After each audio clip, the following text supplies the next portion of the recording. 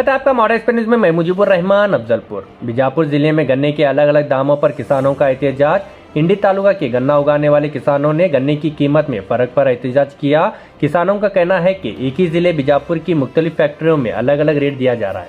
गलगली की Nandini sugar factory में गन्ने का रेट 3200 रुपये फी टन है, जबकि भीमा शंकर शुगर फैक्ट्री में सिर्फ 2700 रुपये फी टन दिया जा रहा है। किसानों का कहना है कि ये इनके साथ नाइंसाफी है। इनका कहना है कि ज्यादातर फैक्ट्रियों के मालिक सियासतदान है। अगर कोई फैक्ट्री किसान की होती तो किसानों की तकलीफ को बेहतर समझ पाते। किसानों ने मुतालबा किया कि तमाम फैक्ट्रियों में एक जैसा रेट मुकर्रर किया जाना चाहिए। किसानों ने खबरदार किया कि अगर इनकी मुतालबात जल्द पूरे नहीं किए गए तो वो बड़ी सतह पर सड़क रोको आंदोलन किया जाएगा।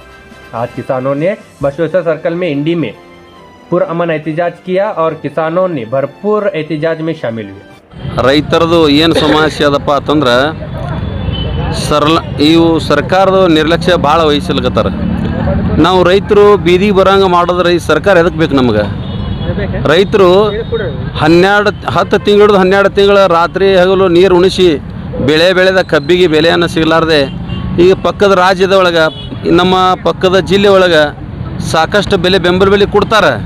ಆದ್ರೆ ನಮ್ಮ ಜಿಲ್ಲಾದಲ್ಲಿ 10 ಫ್ಯಾಕ್ಟ್ರಿ ಅದಾವೆ. ಬಿಜಾಪುರ ಜಿಲ್ಲೆಯಲ್ಲಿ 10 ಫ್ಯಾಕ್ಟ್ರಿ ಒಳಗೆ ಒಬ್ಬೊಬ್ಬರು ಫ್ಯಾಕ್ಟ್ರಿಯವ್ರು ಹೆಚ್ಚು ಕೊಡ್ತಾರೆ.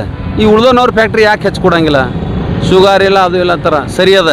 ಆದ್ರೆ ನಾ ಅಂತೀನಿ, ನೀವು ಶುಗರ್ ಇಲ್ಲ, ನೀವು ಲುಸ್ಕಾನ ಮಾಡ್ಕೋಬೇಡ್ರಿ.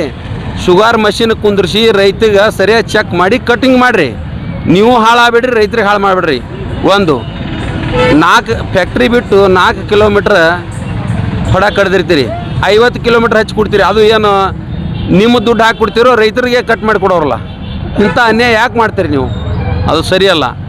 ಕಾಟಗಳದಾಗ ಸರಿ ಇಲ್ಲ. ಒಂದನೇದ್ದು. ಎರಡನೇದ್ದು ಏನದಪ್ಪ ಅಂತಂದ್ರೆ, ಈ ಸರ್ಕಾರ ಎಚ್ಚರಿಕೊಂಡು ಎಲ್ಲ ಫ್ಯಾಕ್ಟ್ರಿಗಳಿಗೆ ಒಂದು ಗೋರ್ಮೆಂಟ್ದು ಕಾಟ ಆ್ಯಡ್ ಮಾಡಬೇಕು.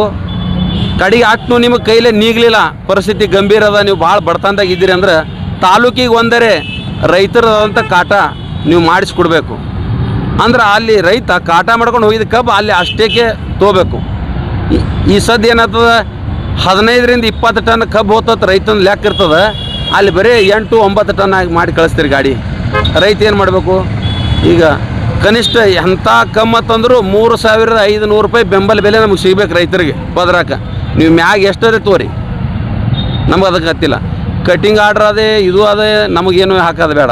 ರೈತಗೆ ಪದರಿಗೆ ಬಂದು ಮುಟ್ಟಬೇಕಂಥದ್ದು 3500 ನಿಗದಿ ಬಂದು ನಮ್ಗೆ ಮುಟ್ಟಬೇಕು. ಅಲ್ಲಿವರೆತ ನಾವು ಫ್ಯಾಕ್ಟ್ರಿ ಯಾರಿಗೆ ತೆಗಿಬಿಡೋದಿಲ್ಲ. ಈ ಮಾನ್ಯ ತಹಸೀಲ್ದಾರ್ ಸಾಹೇಬ್ರಿಗೆ ಆದ್ರೂ ನಾವು ಇವು 3 ತಿಂಗಳು ಹಿಡ್ಕೊಂಡು ಮುಂಚಿತನೇ ನಾವು ಲೆಟರ್ ಕೊಡ್ಕೊತ ಹೋಗಿದ್ದೀವಿ, ಮನವಿ ಮಾಡಿದ್ದೀವಿ. ಮತ್ತು ಮಾನ್ಯ AC ಮೇಡಮ್ ಅವ್ರಿಗೂ ಮನವಿ ಮಾಡಿದೆವು. ಮಾನ್ಯ ಜಿಲ್ಲಾಧಿಕಾರಿ DC ಸಾಹೇಬ್ರಿಗೂ ನಾವು ಮನವಿ ಮಾಡಿದೆವು. ಆದರೂ ನಿಮ್ಮ ರೈತರಿಗೆ ಕರೆಸ್ತೀವಿ, ಫ್ಯಾಕ್ಟ್ರಿ ಮಾಲಕರಿಗೆ ಕರೆಸ್ತೀವಿ ಅಂದ್ರೆ ಆದರೂ ಕರೆಸಿದರು. ಆದರೆ ಫ್ಯಾಕ್ಟ್ರಿ ಮಾಲಕರು ಯಾರೂ ಬರಲಿಲ್ಲ, ರೈತರು ಎಲ್ಲರೂ ಬಂದಿದ್ದರು. ಅವರು ಅಲ್ಲಿ ಇರ್ತಕ್ಕಂಥ ಸಿಬ್ಬಂದಿಗಳು ಅವರಿಗೆ ಏನೋ ನಾಲೆಜ್ ಇಲ್ಲಾರ್ದವ್ರಿಗೆ ಅಂಥವ್ರು ಕೊಟ್ಟಿದ್ದರು. ಮತ್ತು ಈ ಗಲಗಲಿ ಫ್ಯಾಕ್ಟ್ರಿ ಒಳಗೆ ನಂದಿನಿ ಫ್ಯಾಕ್ಟ್ರಿ ಮತ್ತು ನಮ್ಮ ಭೀಮಾಶಂಕರ್ ಕಾರ್ಖಾನೆ ಒಬ್ಬರೇ MD. ಆದರೆ ಇಲ್ಲಿ ರೈತಂದು ಕಬ್ಬು ಹೋಗಿದ್ದಕ್ಕೆ ಅಲ್ಲಿ 3200 ಕೊಟ್ಟರೆ, ಇಲ್ಲಿ 2700 ಕೊಟ್ಟರೆ. ಒಂದೇ MD ಒಂದೇ ಜಿಲ್ಲೆ ಒಳಗೆ 2 ಫ್ಯಾಕ್ಟ್ರಿ ಅದಾವೆ. ಮತ್ತು ಅದು ಕೃಷ್ಣಾ ನದಿ ನೀರಿಗೆ ಏನು ಸಕ್ರೆ ಹೆಚ್ಚು ಬತ್ತು, ಈ ಭೀಮಾ ನದಿಗೆ ಕಮ್ಮಿ ಬತ್ತು ಅಂತ ಹೇಳ್ತಾರೆ. ಇನ್ನು ಭೀಮಾ ನದಿಯೊಳಗೆ ಉಪ್ಪು ಚೆಲ್ಲಾರೇನು ರೈತರು? ಆ ಥರ ನೀವು ಯಾವಾಗಲೂ ಮಾಡಬಾರ್ದು. ನಮ್ಮ ರೈತರಿಗೆ ಸರಿ ಸಮಾನ ಬೆಲೆ ಕೊಡಬೇಕು.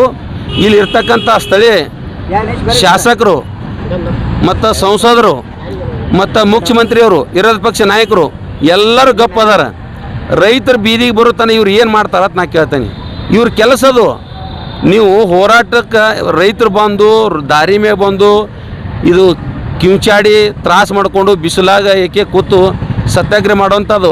ನೀವು ಜೀವಂತಮಯ ಇಲ್ಲ ಅನ್ನೋಂಥದ್ದು ನನಗೊಂದು ಭಾವ ಬರ್ಲಾಕತ್ತದ. ನೀವು ಜೀವಂತಮಯ ಇದ್ರೆ ಯಾವ ಪಕ್ಷ ಪಂಗಡಲ್ಲ, ಸರ್ವರಿಗೆ ರೈತರಿಗೆ ನ್ಯಾಯ ಕೊಡಬೇಕಂತ ನಮ್ಮದು ವಾದದ. ಆ ನ್ಯಾಯ ಕೊಡುತ್ತಾನ ನಾವು ಇಲ್ಲಿ ಎದ್ದು ಹೋಗಂಗಿಲ್ಲ ಅಂತೇಳಿ ನಾವು ಸತ್ಯ ಪ್ರಮಾಣ ಮಾಡಿ ನಾವು ಇಲ್ಲಿ ಕೂತಿದ್ದೀವಿ. ಏನೇ ಹಾಂ ರೀ, ನನ್ನ ಹೆಸರು ಸಿದ್ದಾರಾಮ್ ದೇವೇಂದ್ರ ತಳವಾರ, ಸಾಕಿನ್ ನಾದ್ ಕೇಡಿ ಮತ್ತು ಜಿಲ್ಲಾ ವಿಜಯಪುರ, ಇಂಡಿ ತಾಲೂಕದ ರೈತ ಸಂಘ ಅಧ್ಯಕ್ಷರು ನಾನು, ಹಸಿರು ಸೈನ್. ಫ್ಯಾಕ್ಟ್ರಿ ಕಬ್ಬು ಹೋಗ್ತಾವ ಅಂತ ನೀವು ಹೇಳ್ತೀರಿ. ಕರ್ನಾಟಕದ ಕಾರ್ಖಾನೆಗಳೇನೆ ಏನು ಮಹಾರಾಷ್ಟ್ರಕ್ಕಿಂತ ಹೆಚ್ಚಿನ ಬೆಲೆ ಕೊಟ್ಟರೆ ಅಲ್ಲಿ ಕಬ್ಬೆ ಕಳ್ಸಂಗಿಲ್ಲ ಯಾರು ರೈತರು ಏನು. ಅದಕ್ಕೆ ತಕ್ಷಣ ಸರ್ಕಾರ ಎಚ್ಚೆತ್ಕೊಂಡು ಏನು ಮಾಡ್ಬೇಕ್ರಿ, ರೈತರಿಗೆ ಈ ಬೆಲೆಯನ್ನು ಕೊಡಬೇಕು. ಇಲ್ಲದೆ ಹೋದರೆ ಅವರು ರೈತರು ತಾಳ್ಮೆ ಕಳೆದುಕೊಂಡು ಲಾಸ್ಟಿಗೆ ಸ್ಟೇಜ್ ಏನು ಬರ್ತಿತ್ತಪ್ಪ ಅಂದ್ರೆ ನಮ್ಮ ಕಬ್ಬು ಹೋಗಲ್ಲ ಅನ್ನೋ ಉದ್ದೇಶ ಇಟ್ಕೊಂಡು ಏನು ಮಾಡ್ತಾರೆ, ಮಹಾರಾಷ್ಟ್ರ ಕಡೆ ಮುಖ ಮಾಡ್ತಾರೆ. ಅದನ್ನು ನಮ್ಮ ರಾಜ್ಯಕ್ಕೆ ಆಗ್ತಕ್ಕಂಥ ಅನ್ಯಾಯ ಮತ್ತು ನಮ್ಮ ರಾಜ್ಯಕ್ಕೆ ಆಗ್ತಕ್ಕಂಥ ಲಾಭವನ್ನು ಇದು ಸರ್ಕಾರಕ್ಕೆ ಕಳ್ಕೊಳ್ತದೆ. ಇದರ ಜವಾಬ್ದಾರಿ ಸರ್ಕಾರಕ್ಕೆ ಇರ್ತದೆ. ಏನು ರೈತರಿಗೆ ಏನ್ರಿ, ಯಾರು ಬೆಲೆ ಹೆಚ್ಚು ಕೊಡ್ತಾರೆ ಅವ್ರಿಗೆ ಕಬ್ಬು ಕೊಡ್ತಾರೆ ರೈತರು. ಯಾರು ಬೆಲೆ ಹೆಚ್ಚು ಕೊಡ್ತಾರೆ ಅವ್ರಿಗೆ ಮಾಲ್ ಕೊಡ್ತಾರೆ, ಯಾರು ಬೆಲೆ ಹೆಚ್ಚು ಕೊಡೋಂಗಿಲ್ಲ ಅವರಿಗೆ ಮಾಲ್ ಕೊಡೋದಿಲ್ಲ. ಅದನ್ನು ಈ ಸರ್ಕಾರನೇ ಇದಕ್ಕೆಲ್ಲ ಹೊಣೆ ಹೊರಬೇಕು, ರೈತರಲ್ಲ. ರೈತರಿಗೆ ಬೆಲೆ ಕೊಟ್ಟರೆ ರೈತರು ಕೊಡ್ತಾರೆ. ಬೆಲೆನೇ ಕೊಡಲಿಲ್ಲಪ್ಪ ಅಂತಂದ್ರೆ ರೈತರು ಏನು ಮಾಡ್ತಾರೆ, ಬೇರೆ ರಾಜ್ಯಕ್ಕಾದ್ರೂ ಕಳಿಸ್ತಾರೆ, ಮತ್ತೊಂದು ದೇಶಕ್ಕಾದ್ರೂ ಕಳಿಸ್ತಾರೆ. ಅದಕ್ಕಾಗಿ ರೈತರಿಗೆ ಇದೊಂದು ಅನ್ಯಾಯವನ್ನು ಸರಿಪಡಿಸಿದ್ರೆ ಎಲ್ಲ ಅನುಕೂಲ ಆಗ್ತದೆ. ಇವತ್ತು ನೋಡಿ ಬೆಳೆ ಪರಿಹಾರ ಇಲ್ಲ ಇನ್ನೂ ತನಕ. ಬೆಳೆ ಪರಿಹಾರ ಹಾಕ್ತೇವೆ ಅಂತ ಹೇಳ್ತಾರೆ. ಈ ಹೊಳೆ ಬೆಳೆ ಮಾಡ್ಬೇಕಂದ್ರೆ ರೈತರಿಗೆ ಬೀಜಕ್ಕೆ ಗೊಬ್ಬರಕ್ಕೆ ಅಂತಿಲ್ಲ ಹಣ ಇಲ್ಲ. ಏನು ಸುಮ್ತನ ಮಂಡತನ ಒಂಬತ್ತನ ಮಾಡ್ಕೊತ ಹೋದ್ರೆ ರೈತರು ಕೂಡ ಇದನ್ನು ನಿಲ್ತೀರಿ. ರೈತರೇನು ದುಡಿಯೋದು ಬಿಟ್ಟೇನು ದಿನ ಬೀದಿ ಆಫೀಸ್ ತಿರುಗಾಡ್ಬೇಕಾ? ರೈತ ಹೊಲ ದುಡಿದ್ರೆ ಇವ್ರಿಗೆ ಅನ್ನ ಹಾಕವನೇ ರೈತರೇ ಈ ಥರದಂಥ ನಾಟಕ, ಈ ಥರದಂಥ ಕಣ್ಣು ಮುಚ್ಚಿಸುವಂಥದ್ದು ಕೆಲಸ ಮಾಡ್ತಾರೆ. ರೈತರ ತಾಳ್ಮೆಯನ್ನು ಪರೀಕ್ಷೆ ಮಾಡಬಾರ್ದು. ರೈತರ ತಾಳ್ಮೆಯನ್ನು ಪರೀಕ್ಷೆ ಮಾಡಿದ್ರೆ ರೈತರಿಗೆ ಕೆಂಗಣೆ ಗುರಿ ಆದರೆ ಇವ್ರು ಯಾರೂ ಉಳಿಯುವುದಿಲ್ಲ. ಅಂಥ ರೈತರ ಪಾಪ ಇವರು ಹಚ್ಕೋಬಾರ್ದು ಅಂದ್ರೆ ರೈತರ ಕೆಲಸ ಮಾಡಬೇಕು. ಏನು ಪಾಟ್ನೆ ಏನದ ಈ ನಮ್ಮ ಕುತ್ತರ್ತಕ್ಕಂಥ ರೈತರಿಗೆ ಒಂದು ಸಂತೋಷದ ಸುದ್ದಿಯನ್ನು ಕೊಡಬೇಕು. ಎಲ್ಲ ರಾಜಕಾರಣಿಗಳು ಒಬ್ಬರನ್ನೇ ನಾ ಹೇಳ್ತಾ ಇಲ್ಲ, ಎಲ್ಲ ರಾಜಕಾರಣ ಎಲ್ಲ ಪಕ್ಷದವ್ರು ಕೂಡ ಕೆಲಸ ಮಾಡಬೇಕು. ವಿರೋಧ ಪಕ್ಷದವರು ಮಾಡಬೇಕು, ಆಡಳಿತ ಪಕ್ಷದವರು ಮಾಡಬೇಕು. ಏನು ಅದಕ್ಕಾಗಿ ಇಲ್ಲಿ ನಮ್ಮಲ್ಲಿ ನ್ಯಾಯ ಏನು ಇಲ್ಲಪ್ಪ ಅಂತಂದ್ರೆ ನಮಗಾಗ್ತಕ್ಕಂಥ ಬಿಲ್ಲ 2600 2700 ಹಾಕ್ತಾರೆ. ಇಲ್ಲೇ ಪಕ್ಕದ ರಾಜ್ಯ ನಮ್ಮ ರಾಜ್ಯನೇ ಬಾಗಲಕೋಟೆ ಬೆಳಗಾವಿ ಜಿಲ್ಲೆದೊಳಗೆ 3000 ಮೇಲೆ ಬಿಲ್ ಹಾಕ್ತಾರೆ ಅವ್ರು. ಇದು ನಮಗೆ ಆಗ್ತಕ್ಕಂಥದ್ದು ನ್ಯಾಯ ಹೌದಲ್ರಿ? ಅನ್ಯಾಯ ಹೌದಲ್ಲ? ನಾವು ಕೇಳ್ತಕ್ಕಂಥದ್ದು ನ್ಯಾಯ ಅದೊಂದು ಬೇರೆ ಅದು. ಏನೋ ಹೇಳ್ತಾರೆ, ಏನೋ ಅದು ಕೃಷ್ಣಾ ನದಿ ಬೆಲ್ಟ, ಇದು ಭೀಮಾ ನದಿ ಬೆಲ್ಟ. ಏನು ಯಾವ ಬೆಲ್ಟ್ ತೊಗೊಂಡು ಏನು ಮಾಡೋರು ಇವರು? ಅಲ್ಲ ಕಬ್ಬು ಸೌಳು ಅಂತ ಹೇಳ್ತಾರೆ, ಸಿಕ್ಕಾಪಟ್ಟೆ ಇಥನಾಲ್ ಹೊಡ್ತೈತಿ. ಅದೇನು 1 ಟನ್ ಕಬ್ಬಿನಿಂದ 10 ಉತ್ಪನ್ನಗಳನ್ನು ತಕ್ಕೋತಾರೆ ಅವರು, ಬೈ ಪ್ರಾಡಕ್ಟ್ಗಳನ್ನು. ಅದೇನು ಬೆಲೆಗೆ ಮಾರ್ಕೊಳ್ಳಲ್ಲ ಇವರು. ಏನು ಎಲ್ಲರಿಗೂ ಸುಮ್ಮನೆ ಇದನ್ನು ಮಾಡಿಬಿಡ್ತಾರೆ ಇವರು. ಅದಕ್ಕಾಗಿ ನಾವು ಹೇಳ್ತೀವಿ, ಸಾಕಾಗಷ್ಟು ಉತ್ಪನ್ನದ 1 ಎಕರೆ ರೈತನ ಕಬ್ಬು ನೀವು ಕೊಡ್ತಕ್ಕಂಥದ್ದು ಎಷ್ಟು 30,000 ರಿಂದ 40,000 ತಾವು ಪಡ್ತಕ್ಕಂಥದ್ದು ಲಕ್ಷಾನುಗಟ್ಟಲೆ ದುಡ್ಡ. ಫ್ಯಾಕ್ಟ್ರಿ ಲಾಸ್ ಲುಸ್ಕಾನ್ ಆಗ್ತೇವೆ. ಫ್ಯಾಕ್ಟ್ರಿ ಲಾಸಲ್ಲಿ ಲುಸ್ಕಾನ್ ಇದ್ರೆ ಹೊಸ ಫ್ಯಾಕ್ಟ್ರಿ ಹೆಂಗೆ ಹುಟ್ಕೋತಾರೆ ಇವ್ರ ಬಲ್ಲಿ?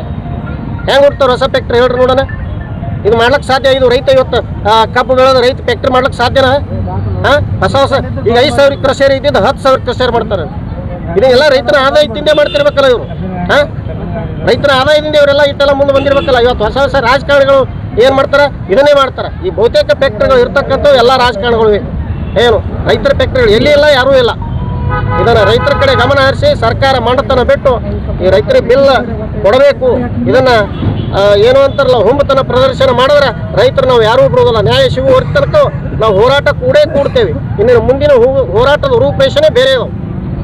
ಏನು ಹೇಳಿ ನಾನು ನಾವು ಮಾತು ಮುಗಿಸ್ತೇನೆ.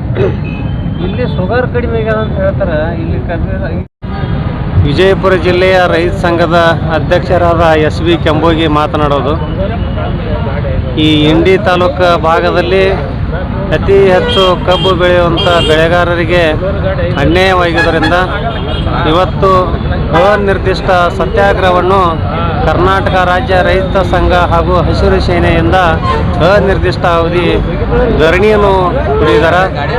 ಈ ಧರಣಿ ಏನಪ್ಪ ಅಂತಂದ್ರೆ ರೈತರಿಗೆ ಗೆಲುವು ಸಿಗುವ ತನಕ ನಿರಂತರವಾಗಿ ಹೋರಾಟ ಮುಂದುವರಿಸ್ಕೊಂಡು ಹೋಗ್ತಾರೆ.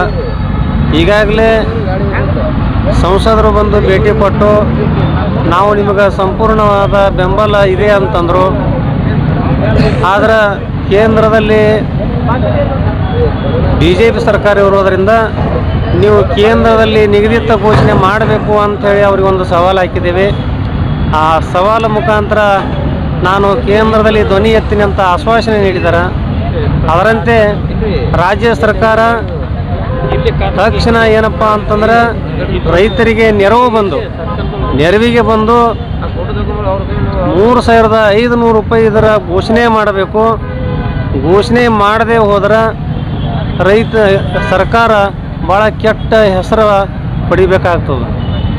ಯಾಕಂದ್ರೆ ರೈತರಿಗೆ ಅನುಕೂಲ ಮಾಡ್ತೀನಿ, ರೈತರ ಪರವಾಗಿ ಇದ್ದೀನಿ ಅಂತೇಳಿ ದೇವರ ಮೇಲೆ ಪ್ರಮಾಣ ಮಾಡಿರ್ತೀರಿ. ದೇವ್ರ ಮೇಲೆ ಪ್ರಮಾಣ ಮಾಡದಂತೆ ಉಳಿಸಿಕೊಂಡು ಹೋಗಬೇಕು. ಅದು ನಿಮ್ಗೆ ದೇವರು ಒಳ್ಳೇದು ಮಾಡ್ತಾನೆ. ಒಂದು ವೇಳೆ ಉಳಿಸ್ಕೊಂಡು ಹೋಗದೇ ಇದ್ರೆ ನೀವು ರೈತರಿಗೆ ಅನ್ಯಾಯ ಅಲ್ಲ, ನೀವು ತಂದೆ ತಾಯಿಗೆ ದ್ರೋಹ ಬಿಗ್ದಂಗೆ ಆಗ್ತದೆ. ಯಾಕಂದ್ರೆ ರೈತರು ದೇಶದ ಬೆನ್ನೆಲುಬು ಅಂತ ಹೇಳ್ತೀರಿ. ಯಾವ ರೀತಿ ಇಟ್ಕೊಂಡು ನೀವು ಬೆನ್ನೆಲುಬು ಅಂತ ಹೇಳ್ತೀರಿ? ರೈತರು ಹಗಲು ರಾತ್ರಿ ದುಡಿದು ನಿಮಗೆ ಆಹಾರವನ್ನು ನೀಡುವಂಥ ರೈತದಾತ ದೇವರ ಸ್ಥಾನದಲ್ಲಿದ್ದಂಗೆ. ನೀವು ಅನ್ಯಾಯ ಮಾಡಿದ್ರೆ ದೇವರಿಗೂ ಅನ್ಯಾಯ ಮಾಡ್ದಂಗೆ ಆಗ್ತದೆ.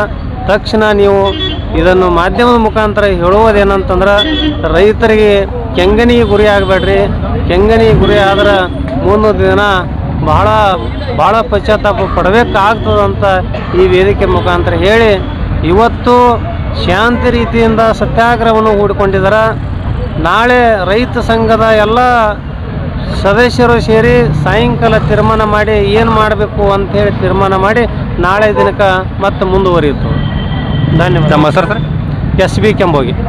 ಸರ್ ಒಂದು ವಿಷಯ ರೀ, ನೀವೆಲ್ಲ ಇಟ್ಟು ಹೋರಾಟ ಕೂತೀರಿ. ನಮ್ಮ ಜಿಲ್ಲೆಯ ರೈತ ಅಧ್ಯಕ್ಷರು ಹಾಗೂ ತಾಲೂಕಾ ರೈತ ಅಧ್ಯಕ್ಷರ ನೇತೃತ್ವದಲ್ಲಿ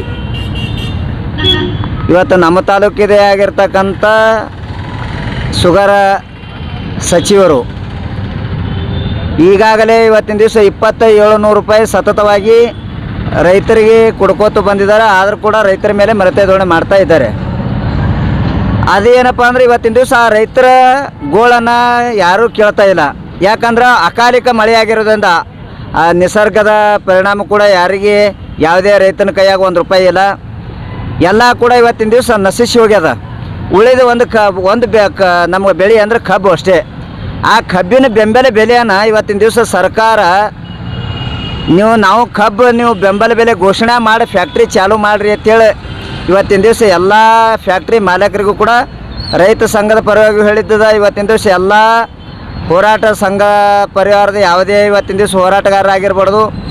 ಅದು ಹೇಳಿದ್ರು ಕೂಡ ಇವತ್ತಿನ ದಿವಸ ಮುಗಿ ತೋರಿಸ್ಲಾರೆ ರೈತರಿಗೆ ಅನ್ಯಾಯ ಮಾಡ್ತಾ ಇದ್ದಾರೆ. ಅದಕ್ಕೆ ಮುಂದಿನ ದಿನಮಾನಗಳಲ್ಲಿ ಸತತವಾಗಿ ಇವತ್ತಿನ ದಿವಸ ನಾವು ಸಾಂಕೇತಿಕವಾಗಿ ಹೋರಾಟ ಮಾಡ್ತಾಯಿದ್ದೇವೆ. ಇನ್ನು 2 ದಿವಸದ ನಂತರ ಅಹೋರಾತ್ರಿ ಧರಣಿ ಸತ್ಯಾಗ್ರಹ ಮಾಡ್ತೇವೆ. ತದನಂತರ ಉಪವಾಸ ಸತ್ಯಾಗ್ರಹ ಮಾಡ್ತೇವೆ. ಅದು ನಂತರ ರಸ್ತೆ ತಡೆ ಮಾಡ್ತೇವೆ ನಾವು. ಅದು ನಂತರ ಅರೆಬೆತ್ತಲೆಯನ್ನು ಹೋರಾಟ ಮಾಡ್ತೇವೆ. ಅರೆಬೆತ್ತಲೆ ಅಂದ್ರೇನು? ಮ್ಯಾಗಿನ ಸ್ಟೇಜ್ಗೆ ಎಲ್ಲ ಉಚ್ಚಿ ಸರ್ಕಲನ್ನು ಬಂದ್ ಮಾಡಿ ಆ ಸರ್ಕಲ್ನಾಗ ಅರೆಬೆತ್ತಲೆ ರೈತರು ತೋಡು ಕೂಡ್ತೇವೆ. ಇದಕ್ಕೆ ಸರ್ಕಾರ ತಕ್ಷಣ ಕ್ರಮ ಕೈಗೊಳ್ಳದಿದ್ದಲ್ಲಿ, ಯಾಕಂದರೆ ನಾವು ಭಾಳ ದಿನ ನಾಳೆ ಜಿಲ್ಲಾದ್ಯಂತ ಹೋರಾಟ ಇರೋದರಿಂದ ರೈತರದು, ಅದಕ್ಕೆ ತಕ್ಷಣ ಇದಕ್ಕೆ ಕ್ರಮ ಕೈಗೊಳ್ಳದಿದ್ದಲ್ಲಿ ಮುಂದಿನ ನಾಳೆ ಹಿಡ್ಕೊಂಡು ಅಹೋರಾತ್ರಿ ಧರಣಿ ಸತ್ಯಾಗ್ರಹ ನಾವು ಮಾಡ್ತೇವೆ. ಯಾವುದೇ ಕಾರಣಕ್ಕೆ ಹಿಂದೆ ಸರಿಯಲ್ಲ.